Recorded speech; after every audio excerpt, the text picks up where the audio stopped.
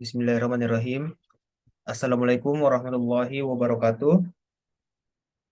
Eh, Sebelumnya, perkenalkan nama saya Muhammad Ananta Jibral dengan NIM C0112211062. Baik, di kesempatan kali ini saya akan menjelaskan mengenai mekanisme dari aksi potensial itu sendiri. Nah, mekanisme aksi potensial ini adalah atau biasa disebut dengan impuls, di mana mekanisme ini adalah suatu proses yang terjadi secara sequence atau secara cepat di akson dari suatu neuron. Proses ini menyebabkan potensial membran ikut akan berubah menjadi lebih positif. Lalu kembali lagi di posisi awalnya atau eh, pada saat posisi istirahat.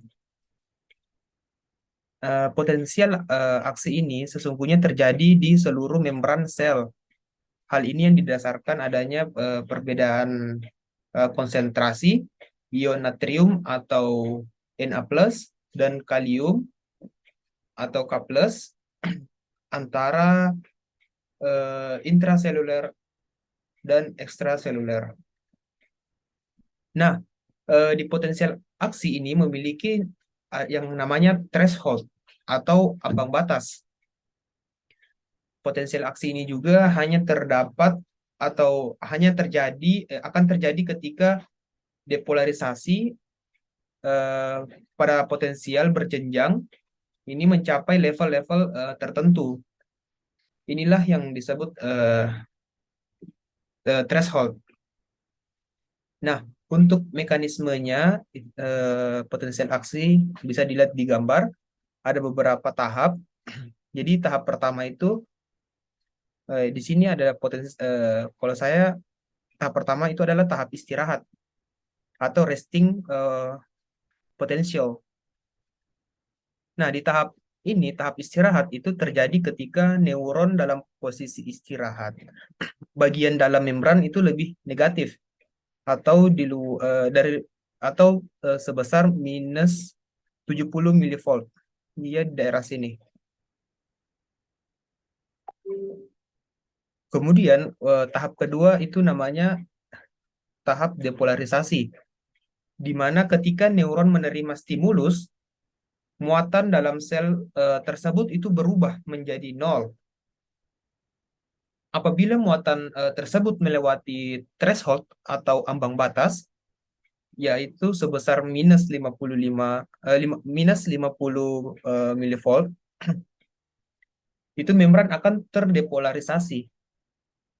Nah, namun jika muatan itu tidak mencapai threshold atau ambang batas, maka muatan itu akan kembali ke posisi awalnya atau sebesar minus 70 milivolt.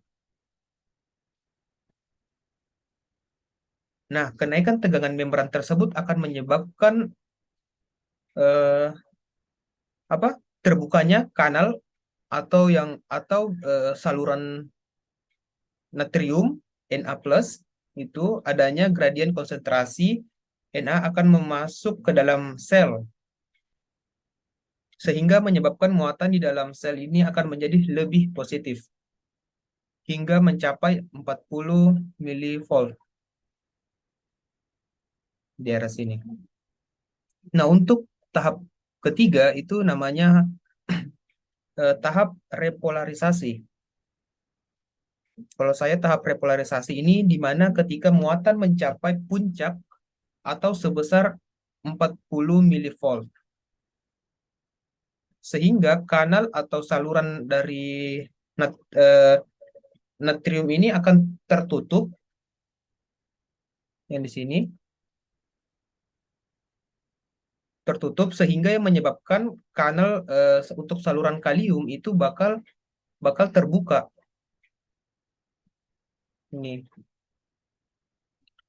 dan kalium ini akan keluar karena natrium tidak ada lagi yang masuk ke dalam sel itu sehingga muatan akan lebih menurun. Untuk tahap Ya, kalau saya sih untuk tahap ke apa terakhir itu hiperpolarisasi, di mana semua muatan itu akan kembali turun melebihi keadaan semulanya di bawah minus 70 milivolt.